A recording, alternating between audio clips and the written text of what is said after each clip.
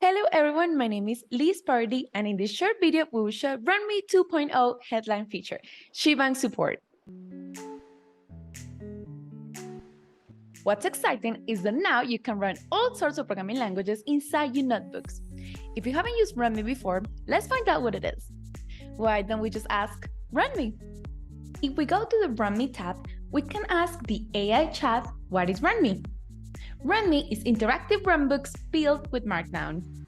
By default, Runme can run languages that are installed in your machine. For example, if you have Python installed, you can run the following Python command: print hello Pythonista. And Ruby, put hello Ruby. Let's see JavaScript. Console log, always bet on JS. And even TypeScript. For this, you need to make sure you have tsnode installed globally with the following command: npm i-g tsnode, and then run the constant I am a type string, and then print it in the console.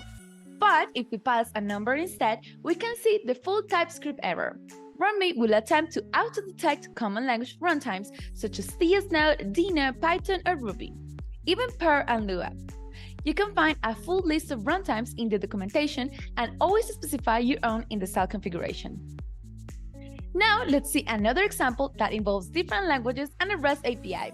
We can simply fetch all the veggies stored in an API with this JavaScript command and print it to the console, and we get a nice list of vegetables. Not everyone loves spinach as much as Popeye. In that case, we can remove it from the list of ingredients using a shell snippet.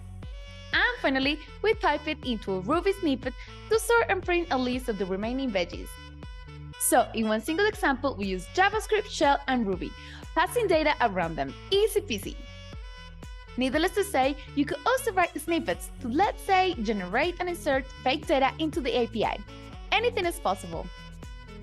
And that's it. Shebang unlocks the power of non-shell programming languages inside your docs. Don't just read your docs. Run them with Runme.